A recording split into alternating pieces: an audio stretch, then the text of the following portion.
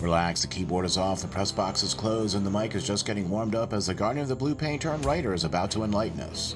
The show where the writer is fresh off the presses and the ink is not dry. For this week's show, with an eye to the future, we talk all things new under the hood. Welcome to the Hockey Writers Inc. Join Lance and Steel as we bring you all the latest on the Flyers.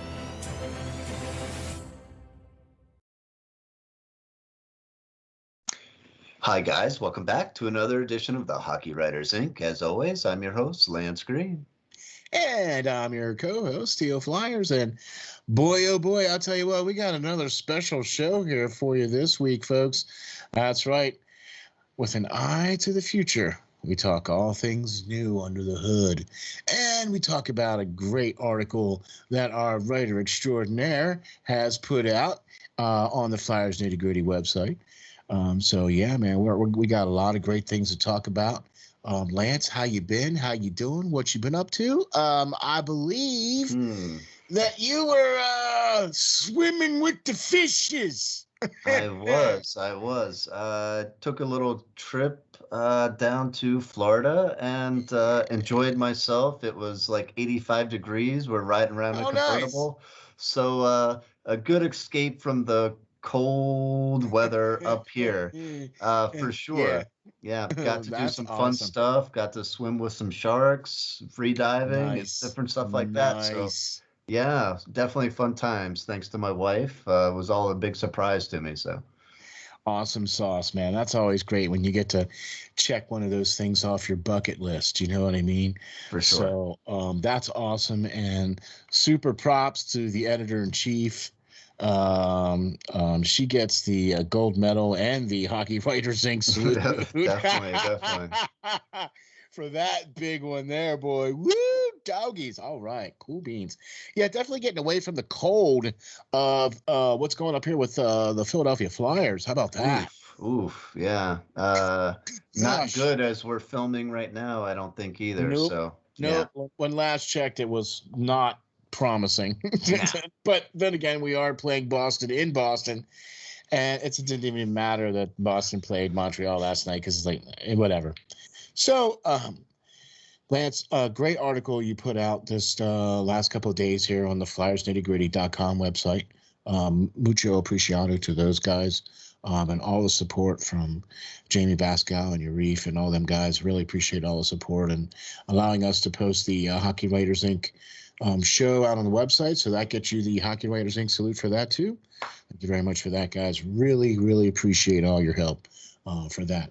So we want to dive right into it here. And the article that you just posted just a few days ago here, it was a fine piece just released into the world on the Flyers Nitty Gritty website. And a title like Replacements for Flyers GM Chuck Fletcher and Assistant GM Brent Flair if they are dismissed.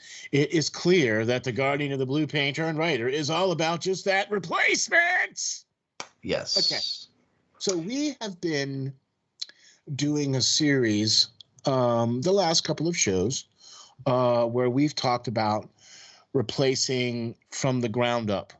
Okay. Ownership, and coaching, yeah, player development, scouting departments, getting rid of Claude Giroux, ripping the Band-Aid off of that. Yes, exactly. Getting rid of some big salaries and James Van Riemsdyk possible, creating some cap space, if you will. Exactly. So we've done kind of that. We've come up with a coaching roster, if you will, where we have selected Knobloch as our head coach, and Rick Tocchet and Darian Hatcher as our assistant coaches. That would be our dream team. But now, even though we would love to be owner and GM, and we'd love to have Joe be the assistant GM, that really isn't. That's not really the reality. And so your article kind of really brings us back down into that realm as well as reality. Okay, so we really need to have a general manager and an assistant general manager selected moving forward, because I mean seriously, that it's kind of like It's like when an old car drives down the road, and as it's driving down the road, bits and pieces of it keep falling off. And it just seems like that's what this team is. It just seems like they just keep driving down the road and bits and pieces just keep breaking away and falling off. And they just keep driving the thing down the road. I mean, hey, it's still driving. All right. Yeah, that's a perfect example of it too. You said, an old car driving down the road. If we look at the Flyers past, we talked about it in past shows. They have a history of going out and getting old guys to make it work, and they still have done that. If you look back, they have new coaches. They've had new GMs now with Chuck Fletcher in there, and they're still making the same mistakes. Over 15 or 20 years, they've given us just the same mediocrity, the same type stuff. And what kind of people did Chuck go out this year and mostly fill in the lineup with? Is guys well past their prime. And I just don't see when the rest of the league is getting younger, faster, and more talented players to fill the roster. We go out and get who? We go out and re-sign Justin Braun. We go out and get Derek Brassard, who's well into his 30s. We go out and get Nate Thompson, who's good grief, guys, he's well over 35, and this is the people that we bring in to fill a roster, and I just don't see why. And I think it's because, yes, Chuck Fletcher is not old by any means. He's 54, and Brent Flair's even younger at 47. But these guys are antiquated, and they're stuck in their ways, and the old way of thinking. And this is not where the NHL is heading. The NHL now is putting money into statistics and analytics, big time. Finding new ways with the cap, especially, to find talent. All these older GMs that have that same mindset are looking at the same regular statistics. And, and I put it in this way in my article. You really got to look at it the Billy Bean kind of way of building a baseball team, like he did for the Oakland Athletics and like they did for Moneyball, the movie that they shot.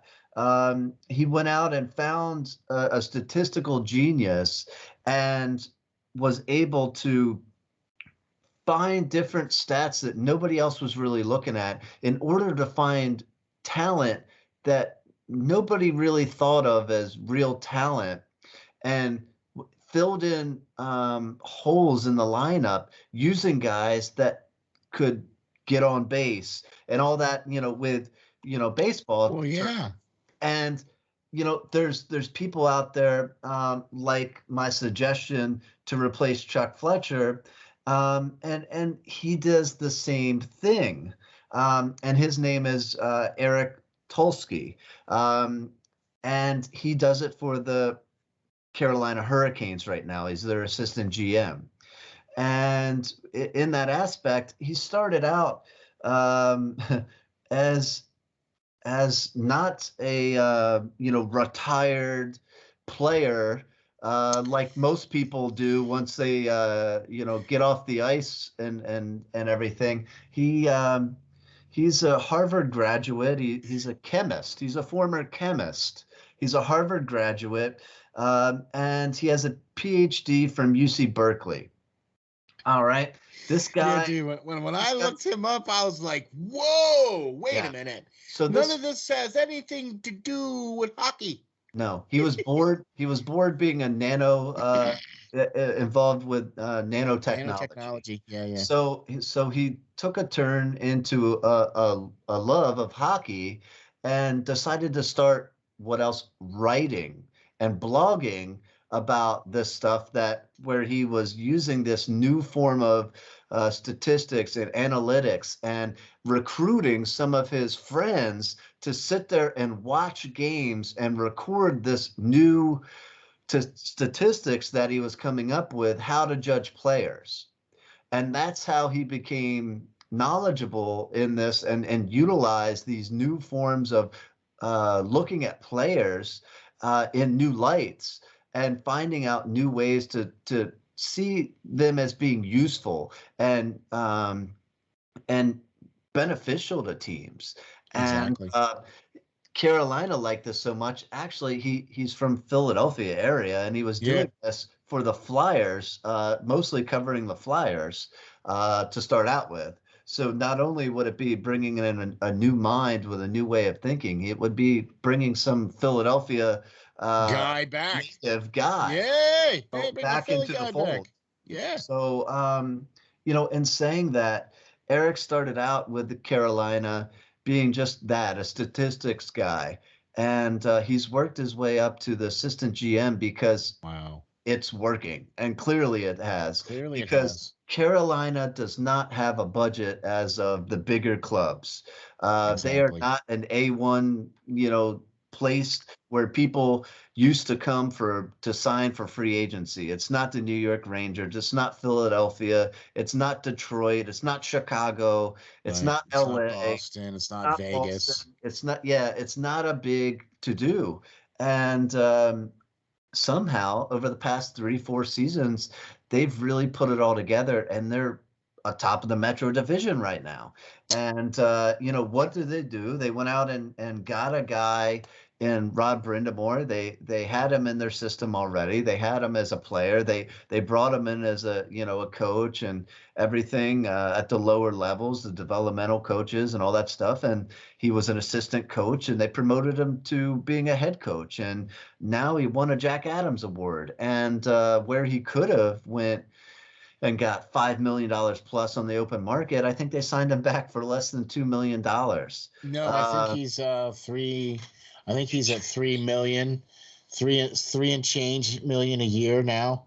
I think he signed a 3-year, like $9.6 million deal or something like that. Still well under what. Yeah, still. Oh my gosh, $3 million a year for him? Are you kidding? Jack Adams Award winning was making nothing. So he was only making 1.6 before that. 1.8, yeah, I think, or something like that. Yeah. Something like that. So. Amazing. But you think of all the moves that they made recently, and to bring guys in at the deadline, and Yanni Hakapa, who I was a big like him proponent of. Nice good game too. Yep. 6'6" or 6'6" guy from Anaheim, right-hand shot defenseman that was making only $750K a year. Finished third in the entire league with hits with 215, and was at top 40 in block shots. Brought him in, really helped a playoff push there. Exactly. Really just amazing moves. How you can give away or let walk a guy like Dougie Hamilton, who went to New Jersey with a $9 million a year contract and signed there, and traded away, an outstanding young goaltender, and Alex. Their entire goaltending room. Their whole goaltending starting room. goaltending room. They just said, they had 3 guys. Yeah. There. They let them all walk because they didn't want to pay them. They let Hayden Fleury walk, Jake Bean, Yanni Hakapa left, everybody left, and they rebuilt their defense and rebuilt their goaltending in an off season, and still are in top of the Metro Division. Well, a lot of their draft picks, a lot of their young players, a lot of their development and players are coming up through, and that's what's going on there. And it's not taking 4 or 5 years like the Flyers development's taking, with Isaac Radcliffe and else who we've talked about ad nauseum. So, but in that same token, they draft the right guys. They have an eye for talent. Those guys take a year, maybe 2 tops, to develop for the most part, and then they're up with the Hurricanes. But at the same token, they bring in smart signings. Instead of bringing in guys that are 35 years old to fill the roster. They go out and get 24-year-old Ethan Bear as a defenseman for hardly anything, a right-hand shot who the Flyers could have benefited from.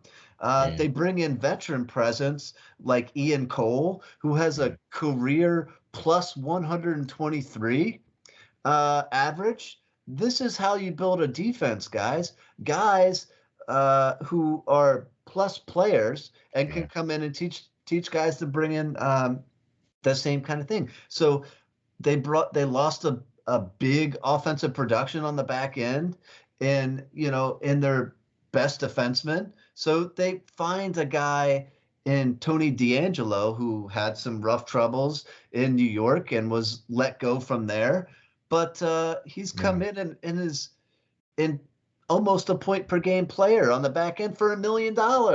Yeah. So they find these players time and time again. The kid from Montreal that they signed too. For sure, yeah.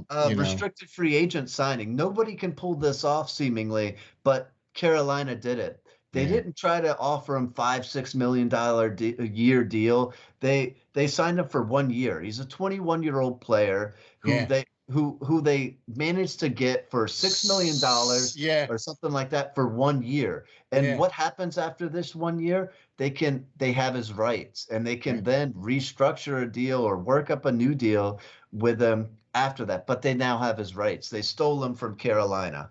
Impressive steal there. Of course, they brought in Montreal. They stole him from Montreal. Yeah, they stole him from Montreal. He's able to come in and hopefully re-sign with them after this season. Who they brought in Frederick Anderson, who I was a big proponent of as well, with Holtby there as well, who I liked, but they chose Frederick Anderson.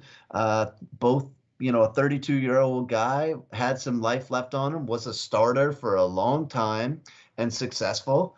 They brought in Ranta too, who's a formidable backup, and everything seems to be working. These picks, they make the right picks, and Koken and Yemi.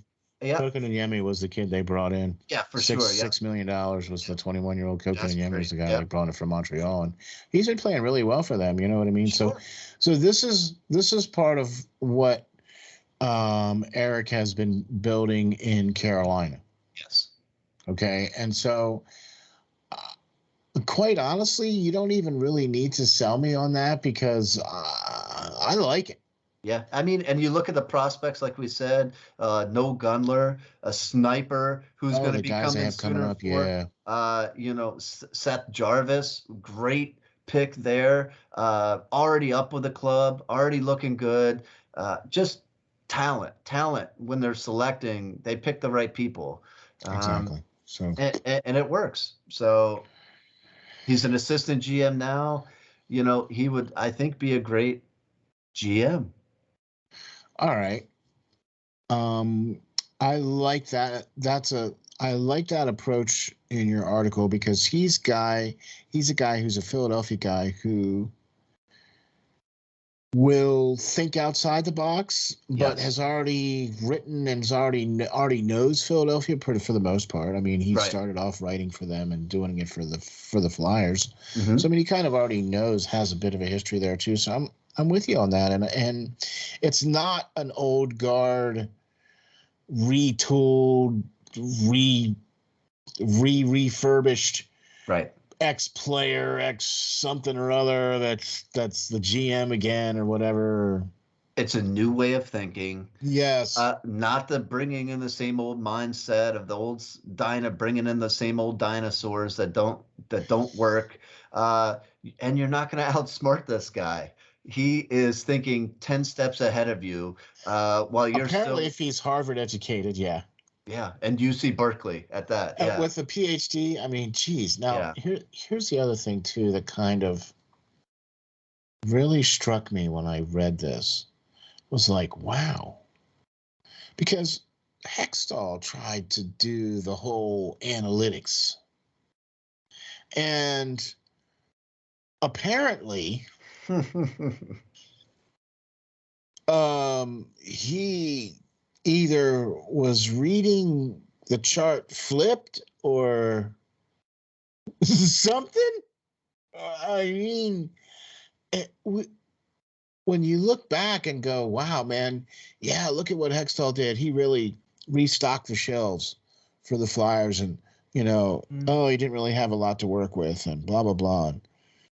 Yeah, but I'm not really happy with the shelves, the stuff that you put on the shelves for me, buddy. Right. You pretty much put stuff on there that really just needs to not even be there, period. And is the reason why none of our prospects are up and playing, because none of them are able to. I mean, you can't not deny that fact as well, because all you have to do is look at the team currently and go, well, gee, all these guys are missing, and the farm team that's coming up, or the guys that are coming up to fill in, aren't capable of doing it. And all the guys that you counted on for the Flyers this year are not there. Right. I think his problem, now he's one of my favorite players of all time. But as a GM, I think he left a lot to be desired. And I think his downfall was trust. He did not trust anybody else. He wanted to do it all himself, down to every single minute detail. He wanted to control what the players ate before a game. He wanted to control the locker room. He would not let any kids in, any of the players' kids into the locker room at all. Really? Yeah, all these little details have been coming out since his release. The ownership and the Paul Holmgren and everything else kind of told him, like, hey, we think you need to get rid of the coach. He didn't want to let Hackstall go, so that was kind of his demise. That kind of I knew about that, but right. So all these little details, he was a control freak. And now with what was coming out, look at how he played from from Bobby Clark now. Do I agree with what Clark did and kind of aired his business? No, I don't know if it was something more to it to kind of take the heat off Chuck Fletcher. I don't know, but I think Hextall really needed to trust his people. He from what Bob Clark said, didn't really go out and trust his scouts at all. Everybody was saying one thing, and he totally disregarded what they said, what the assistant GM said, and really just did his own thing. And that kind of was his, demise right there. Well, okay. So in retrospect, the only person that you can point to blame is him as to why he is no longer with the team. But, look, you hire all these people. You put these scouts in place. You put these player development coaches in place. Yeah. You hired an assistant GM that you liked. You hired the coach that you liked. So if you're not going to listen to those people and take their advice when they're out there every day doing those jobs and scouting those players, then it does fall all on you. So. Like I said, so he's the reason to blame to why he's not there. And I think he's the reason to blame why some of the players that are on the team probably shouldn't be on the team. And why some other players that scouting departments and everything else wanted and are exceeding in other areas. So in other teams. So. But see, that still doesn't answer the question of how is it that you can take a player like Sean Couturier, who was amazing in juniors, scoring over 100 points a season, to this Selke award-winning player. I mean, now he excelled because he's such a good athlete and such a good player, and the whole 9 yards. But how do you take somebody like that and then completely turn him into a defensive? I think Philadelphia does that in nature. The Eagles did that with Donovan McNabb. They tried to change everybody. They draft them and then try to change them. I don't know what Philly's problem is with that, but they need to stop that. They let Randall Cunningham. They let Randall be Randall, and when he did, oh my gosh! Yeah.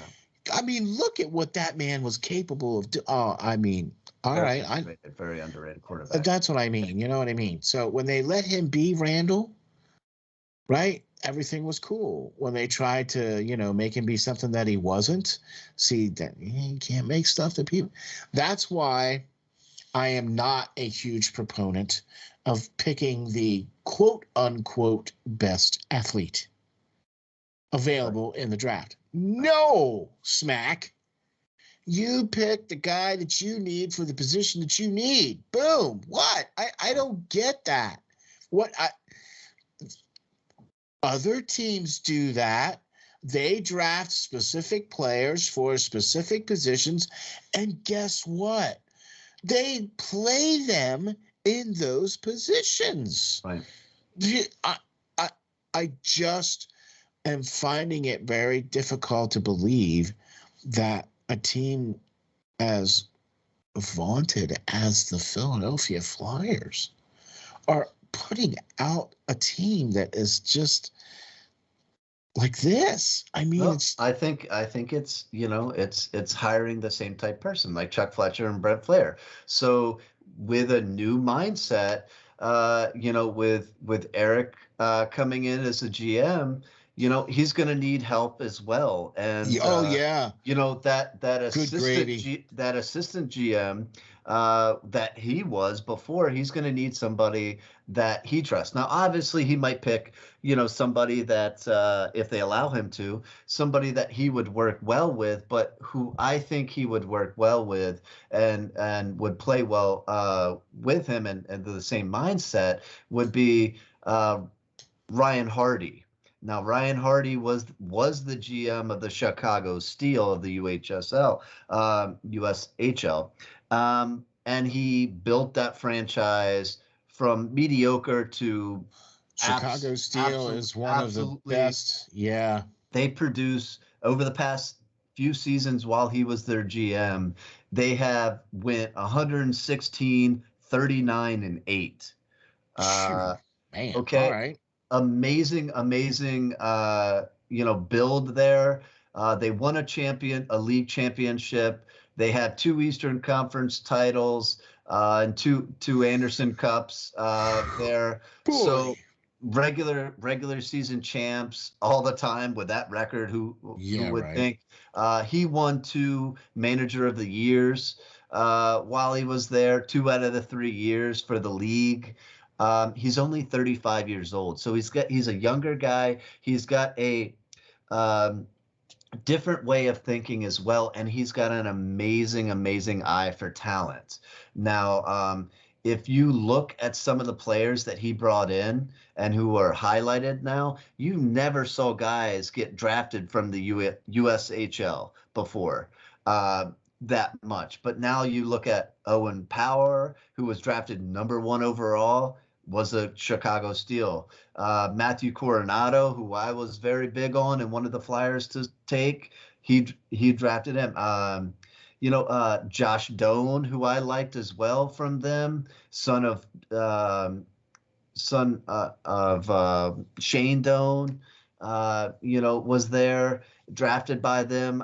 Jack Barr, who I think is going to be a very great young defenseman, was drafted in the 5th round by them. Yeah. That's all in one offseason. Then you had Sam Colangelo, Braden Brisson, Ian Moore, Sean Farrell was a great scorer for them as well, who was drafted in the previous draft before the last one. So, with all these great young draft picks, I think they had 8 in each of the last 2 drafts, players off their team get drafted. And with losing 8 players, they just came back and were forces still because he would constantly found new guys to bring in. Yeah. So with that, Toronto was able to bring him in and steal him from the Steel and bring him in to manage their minor league affiliates. So right now he's in charge of the Toronto Marlies, their AHL team, and the Newfoundland Growlers, their ECHL team in Toronto. So an eye for talent, and I think, if given the chance, he would jump at the chance to be an assistant GM for the NHL level. And I think that he would be amazing counterpart for Eric, just to be able to focus on the daily, aspects of, signing free agents, whatever Right. like that. Mhm. Moving guys up that are injured, whatever like that. And he would just be that eye on that talent to be able to set up for drafts or free agents and stuff for in the future. So Yeah, I'm with you. just an amazing pairing these two would make, and a different focus on talent, a different eye for talent, bringing in different players than players that are well past their prime, like Philly has done for far too long. Wow. Okay. So, I got to be honest with you. I mean, I know we can't be the owner and the general manager, but I really like this group of Eric and Ryan Hardy. Um, I think that's a pretty good lineup as far as what they could bring to the table as far as their lineage, where they're coming from, and what they've done so far in the league. Do you know what I mean? Right. So now we've got a general manager, we've got an assistant general manager, we've got a coach, and we've got two assistant coaches. Okay. Now I'm going to assume that if we get a coach,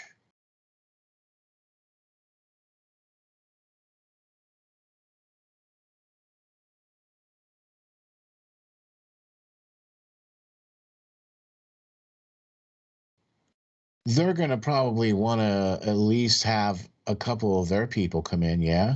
For sure. And if we get a general manager, he's going to want to pick his assistant general manager, I'm sure. and or he may want to pick the coach, and or you see what I'm saying? Yeah, and it all unfolds, how you go about that, and who you select first, because or who you sign first. Because if you look at Vancouver right now, Rutherford is perfectly fine after he fired everybody, all management, all coaching. He cleared house, and he's Yep. fine doing it all right now. And it's gonna take. He's fine signing players before he hires a GM. He's fine with it. So I don't know. We'll see what Philly does, if they do anything, and how it all plays out. I'm just merely throwing out some candidates for No, I sure. like no, no, no. I like these ideas as far as the candidates that you have suggested, and frankly, I don't see Fletcher and Brett making it past the end of the season anyway. I don't expect Mike Yeo to last out this season, or the last of the after the season as well. Mm-hmm. I really kind of felt that they were going to try to make it sound like, yeah, we're going to keep everybody, and that's what's going to probably happen, and blah blah blah. But if they continue to lose, then you can't keep the same people there. You just can't. Yeah, You know what I mean? And basically, the team is dictating what's going to happen. for You sure. know, and if the team continues to lose, then clearly, I think things are going to change sooner rather than later. Right. You know what I mean? And I think one of the first things that might happen might be Chuck Fletcher might be let go. Mm-hmm. You know what I mean? Before the trade deadline. I mean, Very I well. don't know. Very I, well I, could I happen. Very well could happen. Something's got to happen, because if you look back, the team hasn't won against a playoff team in over a month, or just about a month. Well, they haven't even played in a week. They keep lucking out, and when COVID strikes up and they have to cancel a game, it's against the Hurricanes, it's against the Penguins, it's against Washington Capitals, and then we come back and play, bottom dwelling teams again. So they're lucking out, and tonight with the exception of Boston. With the exception of Boston tonight, now you're seeing the real Flyers and what they can do against, or what they can't do against a formidable opponent.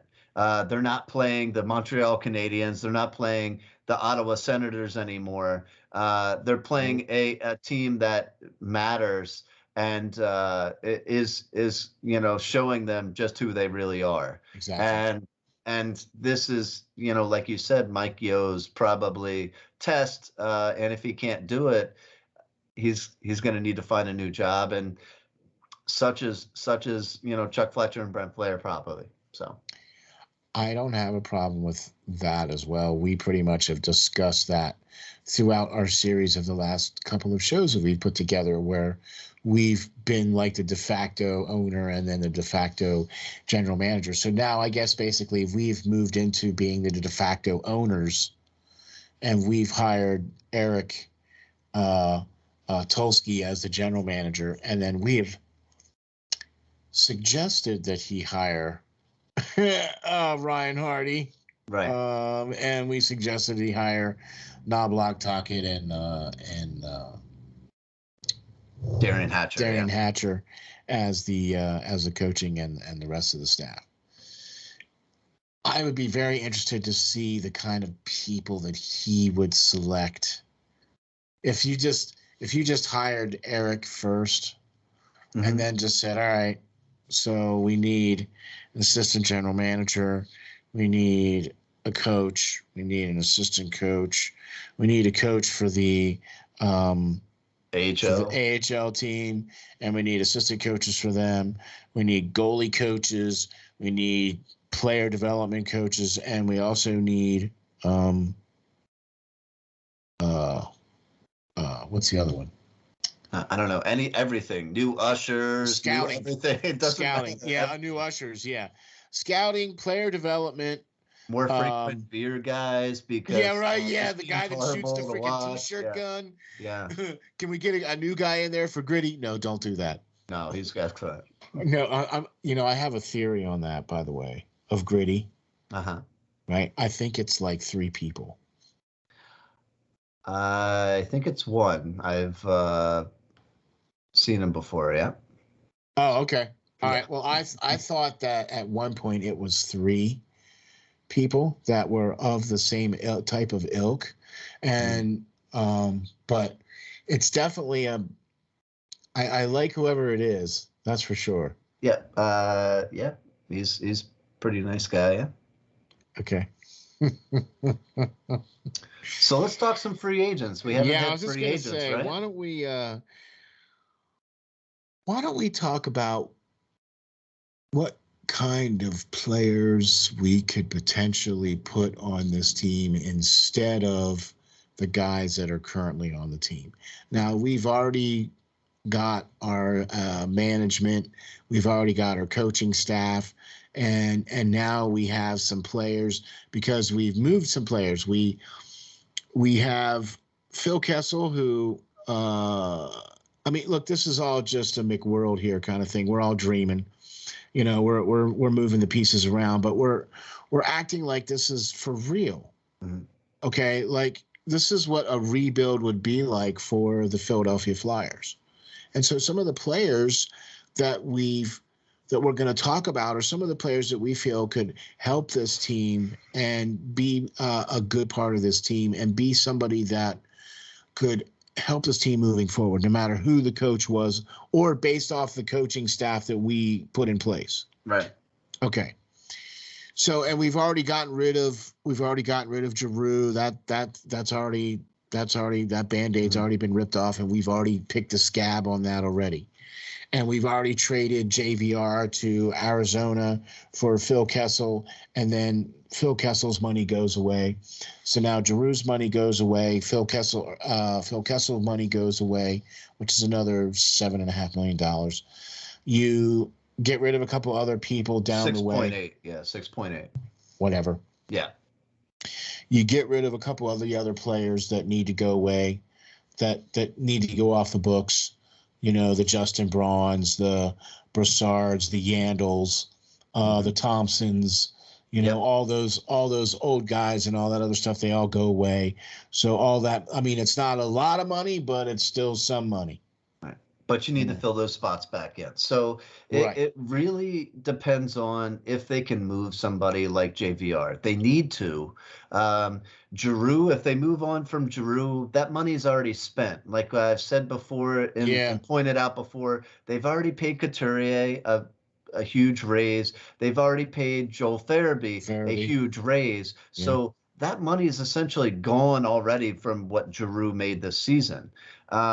So you're going to need to free up more money in order to sign some of these bigger name free agents. Exactly. So it's all depending on that. Well, that's what I mean. That's why I'm saying we've already done that. Right. We've already made that happen. We've already done the trade for Giroux. Giroux went to a contender, and we don't have to worry about him. And the Flyers got some good return on him, and we're free of that money. And we're also free now of the $6.8 million from Kessel's. Or JVR $7 million, yeah. Whatever way you want to look because at of the it. trade, Whatever way you want to look at it, we booked off that money in the free agency. Excuse me. You know, I think we got to hit a couple of key points. It'd be nice to really look at some bigger names, but I think some house cleaning is in order first. I think the Flyers need a call-up guy. I think they've been trying to find a good call-up guy for a long time, and they don't really have it. A guy I like for that aspect is Martin Frick.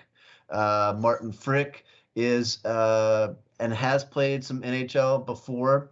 But he right now is signed. He's 28 years old. He's a Czech winger, loves to shoot the puck, loves to score, would benefit from jumping up and could jump up even into your top six if needed, if injuries or COVID hits.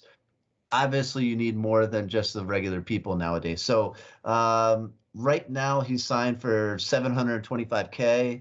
And he's playing for LA's AHL team. At the point where I wrote the article where I suggested him, he was at a point per 2-3 points per game. He had 13 goals and 13 assists for 26 points in only 21 games played in the AHL.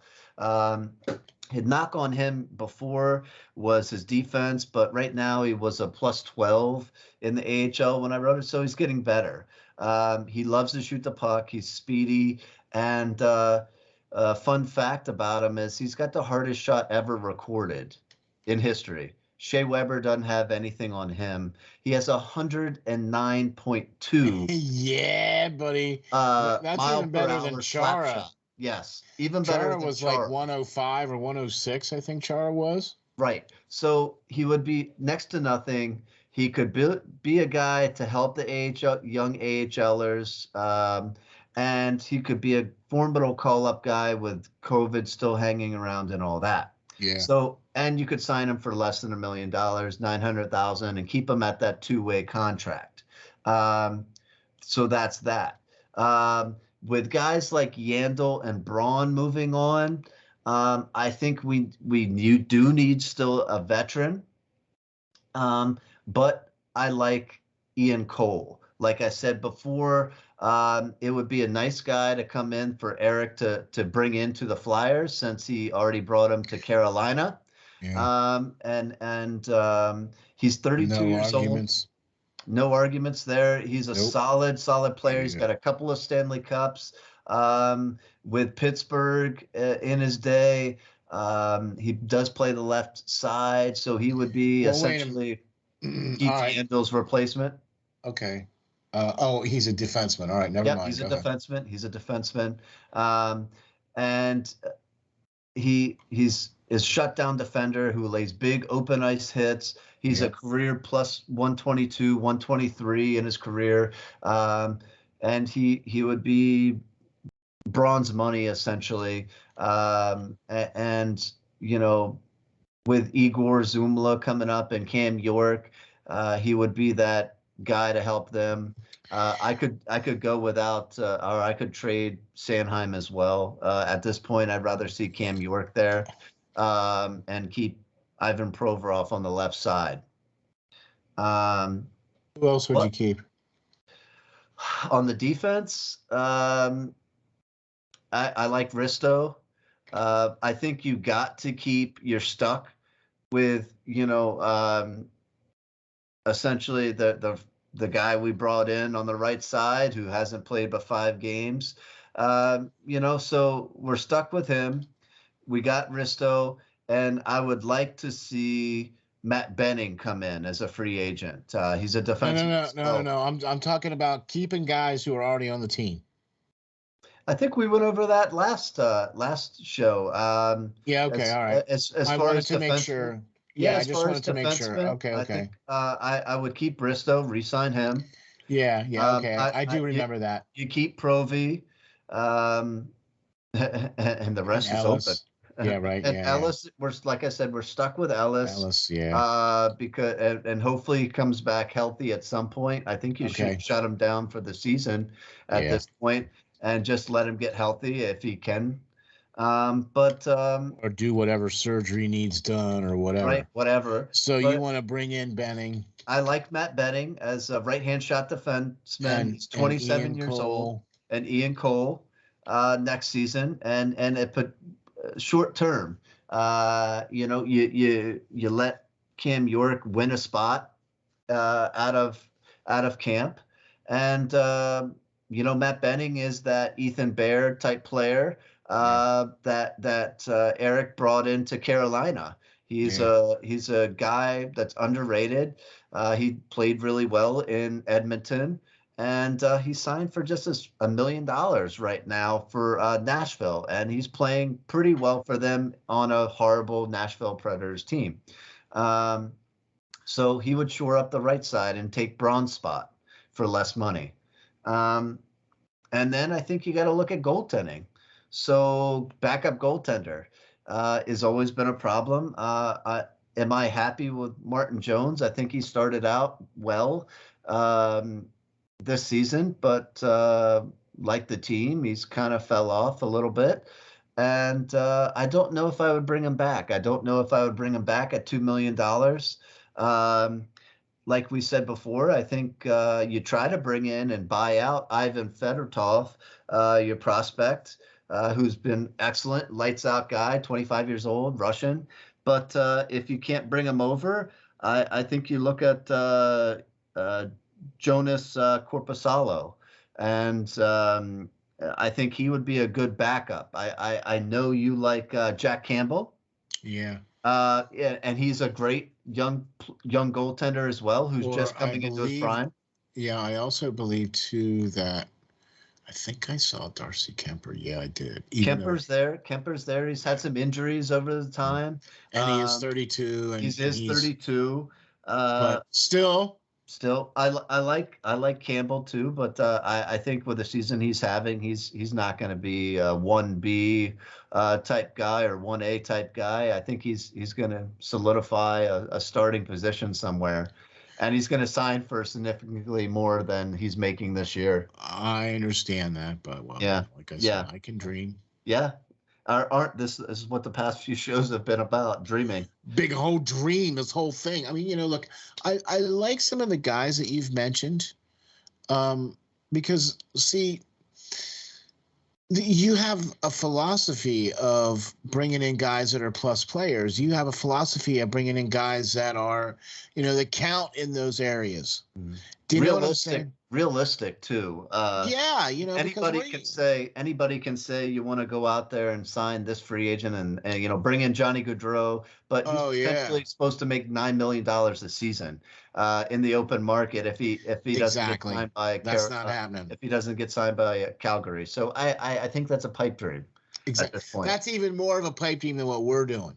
At least we're trying to do ours as a realistic type of a situation where the Flyers potentially could do this if they were to call us up and say, hey, do you guys have a blueprint for how we should rebuild this team? And be like, it's funny you should ask, because, actually we do. No, I really like the guy. That's why I mentioned Jack Campbell. I know he's going to be fighting for that 1A spot, but Darcy Kemper might be the better choice there. He could be. Where he might be able to get that smaller money, you know what I mean, Yeah. as far as that's concerned. That's why I said Corpusalo, too. Yeah. I think he's played pretty decent for Columbus, even though Columbus has lost everything, and kind of on the defensive end. And exactly. So he doesn't have much help there. Another player that I'm looking at, too, is Valeri Nishishkinin, a right winger from Colorado. 27 years old, has been playing really, really well for them. And I'll tell you what, he potentially could be that second line winger. I think you don't push him. You don't push him to be more than he is, and that's what Colorado did. Exactly. He was drafted in the first round by Dallas, and he was expected to be the guy, and he wasn't. He went back to the KHL. He had to rebuild himself and get belief that he could still play the game. Colorado came in and re-signed him previously to very little, and he came in and performed. So they gave him this contract that he's currently on, and he's still succeeding because they're not asking him to be anything more than he is. He's a big body winger, got size, got strength, can throw in some pucks in the back of the net. And our type of player. Yep, would be a good signing for sure if you can get him away from Colorado. I think Colorado really likes him, rightfully so. Yeah, I think so too. Another player that I also would like to potentially bring in would be Nazim Kadri. Yeah. Another player from that vaunted team. Yeah. He right now has got a $4.5 million cap hit, and I suspect that he'll garner a little bit more than that moving forward. But excellent season this year. Oh my goodness, he's been excellent. But he would be somebody that I think you would have to be. He would be that guy that you would have to. You'd have to plan for that guy. When he steps out onto the ice, you got to be like, your head has to be on a swivel. Because if he's one of those guys where he's dangerous, like Cam Atkinson. I think if you put some guys around Cam Atkinson will be that guy for you. Okay, I think he already is. He's just playing with not so good players. Kadri's the same way. He needs people to play with, and he excels once he has people to play with. When he doesn't excel. Nope. Go figure, right? So if you build some people around him, he can set people up. He can score goals. He can get in the right position. He plays a physical game. He's a little bit of an agitator. I like him. I like him as a pick there. Do you notice how I picked like really good Philadelphia type players? Size, grit. Yep. I think we look at if we look at continue on that aspect and you look at people that would fit. If we get rid of Giroux, I think Palat from Tampa Bay would be a good pick as well. Man. If they have the money enough, if they've gotten rid of JVR or Kevin Hayes or somebody like that to bring in somebody else. Oh, see now that right there, Mr. Green, I'm going to tell you something right there.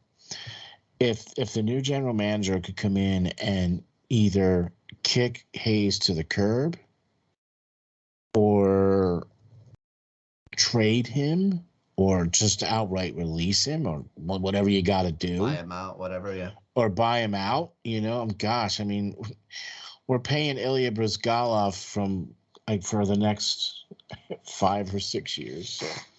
Yeah, Why I not think, pay him for another couple of years? I mean, it's only well, going to be a shorter term, but yeah, it was an AV guy that was brought in. I really like Kevin Hayes when he's on the ice, when he's healthy, and he plays tough. He's got size, he's got strength, yeah, he does. but not at Not for that $7 million. money. Not at Nope. $7 million. I Nope. think he's more of a 4.5, $5 million guy Yep. tops, Yep. and they paid him like he was a number one free agent that year, and I don't get why.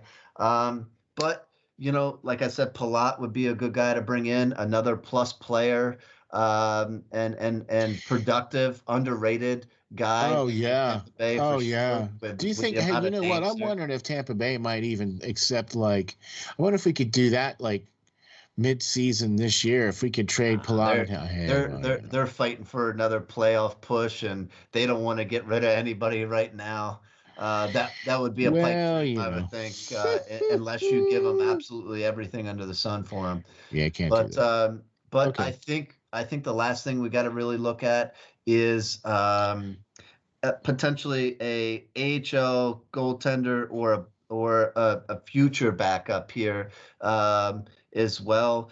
Both Sandstrom and Ustimenko are going to be restricted free agents, I believe. I think at this point, Ustimenko is. One or the other. I think one of Yeah. them is an unrestricted free agent, and one of them is a restricted free agent. I think. Right, right. So whatever the case may be, I think at this point I would keep Sandstrom. He's played in the NHL at this point.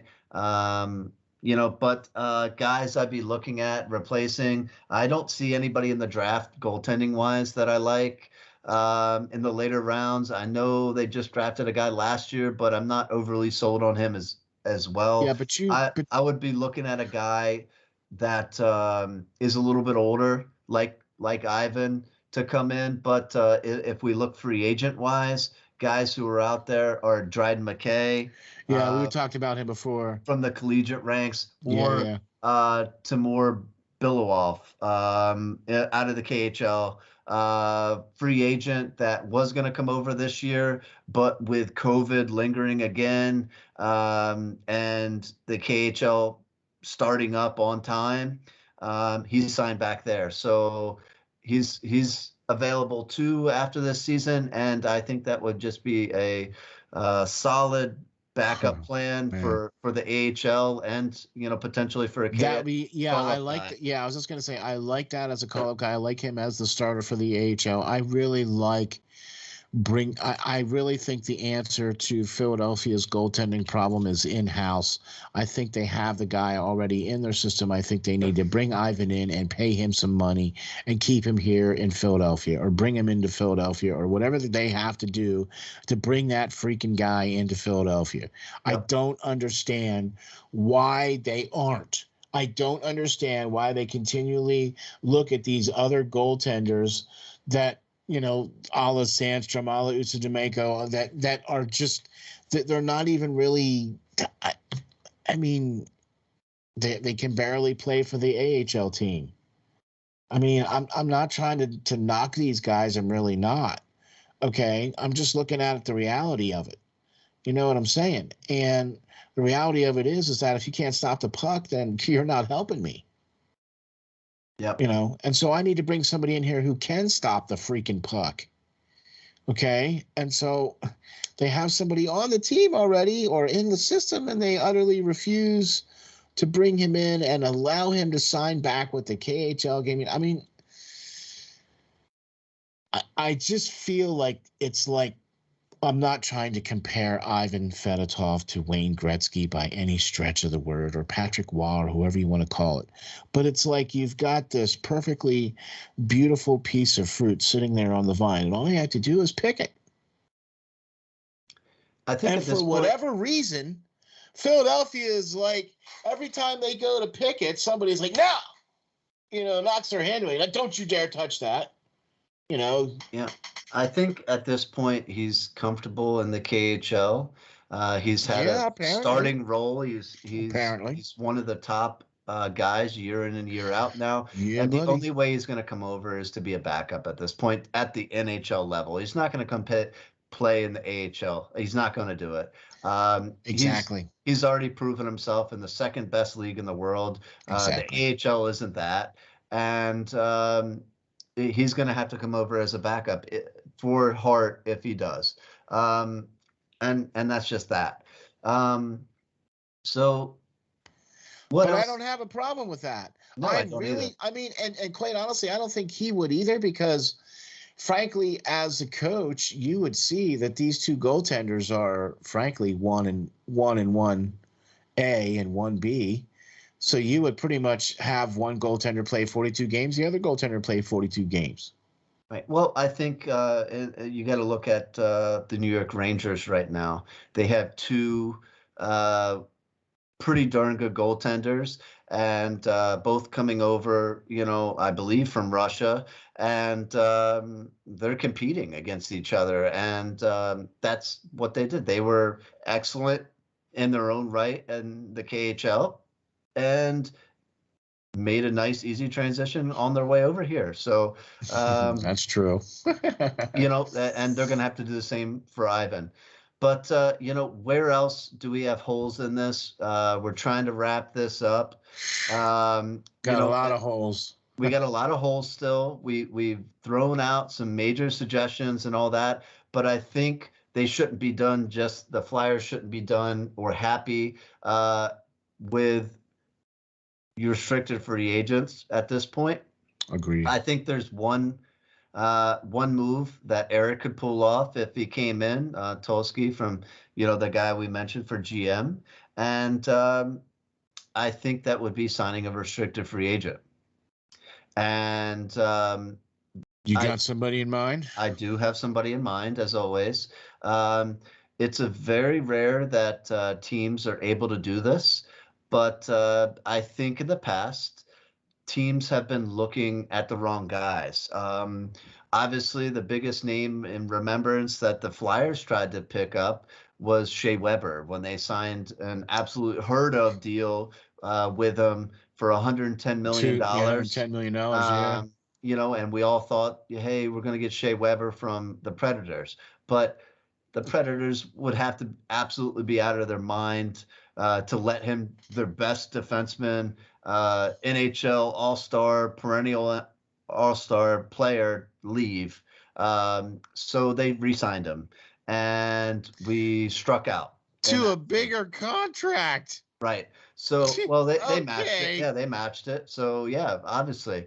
And we didn't get our guy. But they were able to do so and make it work. So I think the Flyers should go after a guy or a team that will not be able to match their offer. And that team is the Calgary Flames. And when you look at it, the Flames have two really big, one restricted and one unrestricted free agents this year. And both of those are their best players. And that being, they're not going to be able to do both. They're not being able to do both. Matthew Tkachuk and Johnny Gaudreau are both free agents, both one restricted and one unrestricted. And like I said before, on the open market, Johnny's looking at getting paid $9 million. They're going to have to pay him to come back. I don't think he absolutely gets along with the coach. So they're going to have to make it worth his while. And then Tkachuk is a phenomenal talent. I really, really like him in Calgary, even better than his brother Brady. I really like him, and I think they're going to pay dearly for him as well. I think he's going to get probably at least $7 million as well. And that's on top of them needing to re-sign or find new about half of their defense as well. Calgary's got a lot of holes as well to fill, and I don't think they're going to be able to sign a guy in Andrew Mangiapane. Mangiapane. That's what I said. Yep, that's what I said. I love my pronunciation. No, you're good, man. You're good. I love this kid. He Yeah, I is do a too. little shorter, but he's absolutely tearing it up right now in the league. He's was leading the team in goals when I wrote this article. Um, he's 25 years old, I think. He's a winger that could step in and be that shoot first mentality guy. He's a hard worker. He fights in the boards. It doesn't care that he's only 5'10". And the guy that found him was a former Flyer in a sense, Dale Howarchuk, and he was his coach down in Barrier with the Colts, and just a phenomenal player.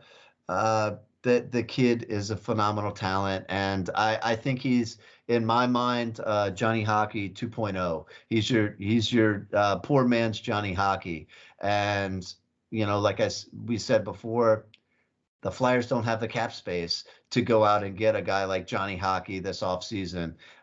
Even if they get rid Yeah. of some cap space, I don't think they can pull that off.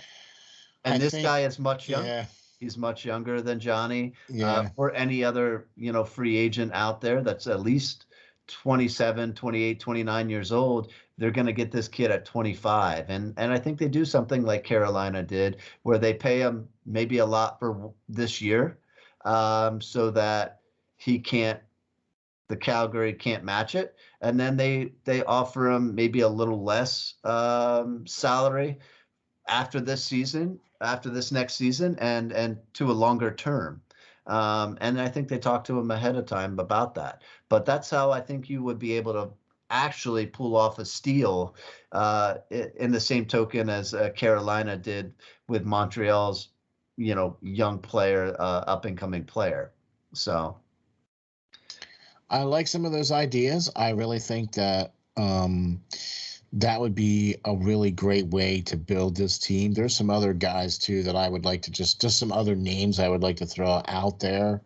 I like the idea of trying to go after somebody like a younger Johnny Gaudreau, or even Johnny Gaudreau, period. right, But you could also throw out a name like Klingberg, Philip Forsberg. he's going to be Klingberg's being made available right now. Exactly. Uh, Exactly. Philip Forsberg's very nice player, proven goal scorer for Nashville. I don't know, a little bit of an injury prone Yeah, issue but there, mhm. and after the deal we got with Ellis and having injuries, I don't know if they go for it. But man, I love watching Philip play. Yeah, he definitely is not bad. And another one too that might not be one that you might have thought of too is would be Ryan Strom, 29-year-old, from the New York Rangers. He's one of those guys that could be that, in the bottom six, that fourth line guy, that fourth line center, that defensive center, that, you know what I mean? Just like what he's doing with New York. I mean, what? Come on. We could use him to do it here in Philadelphia. Okay. So just some other names to throw out there and everything like that. But look, no matter what, I think we've got quite a list of players and general managers, coaches, of how we feel that this team could be rebuilt. And we're all trying. Look, we're trying to stay, within the cap, and we're trying to make this as realistic as possible. And I thought this was really fun, man. What do you think? Yeah, I think this is a nice way to end the little mini series that we had here. Obviously, like we said before, this is all just out of our minds, but uh, I think most of the fan base at this point would agree with us that something needs to be done at this level that we talked about. Drastic. This Drastic drastic. level. Yes. Yeah, this Yes. drastic level of rebuilding, and Yeah. just a whole new mindset of Hmm. things with the Flyers. Obviously starting from the bottom and working our way to the top. It'd be nice to get rid of ownership as well, or get some new ownership in there, but I don't think that's going to happen. I don't think they're going to randomly just sell the team. Yeah. Uh, No. even if they did a horrible job with not honoring, the founder of the Flyers Yeah. on his birthday. They couldn't even Yeah. Like his daughter said, couldn't even shine a light and have 10 seconds, a moment of silence or anything. Tweet out something or something. Something, Yeah, something, nothing. something. Absolutely nothing was said on So it. yeah, this corporate being that the Flyers have become is not what the fan base really wants out of it, and something's got to change. And we certainly gave them a lot of options and ideas of how to go about doing that. And if they do just a fraction of the stuff we said, I think they would be heading in the right direction. At So least, I yeah, mean, if, at least it would show not just me and you, but it would also show the fan base that they're hope. trying to do something. Because when you listen to people that have watched the team as long as we have, or even longer, I mean, they're walking away, man. That's never good when you got guys that have been watching the team for longer than me and you are old, Yeah. and watching the team, and they're walking away because they can't stomach what's being put out on the ice right now. So, And I get that, like you said, I get that almost every day or every article I put out, just the frustration from this fan base. And I can't disagree with it. It's rightfully so. I there's find it, if I didn't have to write articles and everything else, I don't know if I'd be watching the games right now. Honestly, I'm fed up and frustrated as well, just like most of the fans. I tell you what, I'll be real honest with you now, okay? I still watch the games. I suffer through, but I find myself tend to be watching more games, more outside market games. Like, Yeah, I've been watching Florida games, I've been watching Colorado games, I've been watching, Western games, watch a couple more Anaheim games, more, you know what I mean? mm, Watching some Seattle games, I've just been trying to catch some other teams. Oh, just to try to catch a different vibe. I mean, it's tough to just watch your team lose every week to game after game, and then you watch the team play and you're like, good gravy. yeah. I mean, where it used to be looking forward to games, game night, and planning what am I gonna eat while I watch the game, and having an exciting time while watching it, it's becoming more of a chore for sure.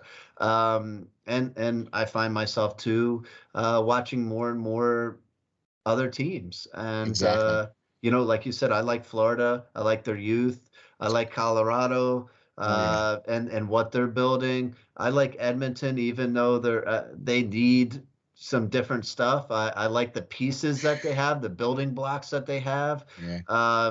If they could get new management and stuff in there, I think I they could yeah, be a man. true contender. I agree. I really want to like I love Seattle. watching Tampa Bay. Oh yeah. Um, We've they talked have a about good Tampa thing Bay a going lot. there.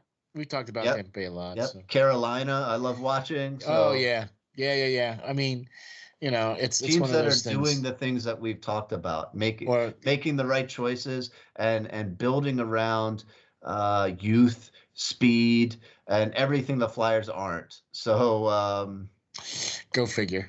right. Well, with that said, my good man, we had put together quite a series of shows, and I think we've addressed a lot of the major issues. And why don't you tell the folks how we can reach you, where we can find you? Excuse me, where we can read all your great articles, and where we can find you and make some comments and all that other fun stuff. Where can we Sure, get you? sure. As always, all my articles on flyersnittygritty.com, steelflyers.com. You can find me on Bleacher Report. You can find me on Twitter at LNGBASSIST, the number's 39. I'll always answer any questions and love hearing feedback. Always. I'll have discussion with you, even if you disagree with it. I'm open to hear it. So For sure, for sure. And man, I'll tell you what. Uh, we put the show out on Spreaker, and Spreaker then puts it out on iHeartRadio, on Google, on Apple, on Amazon, on Spotify.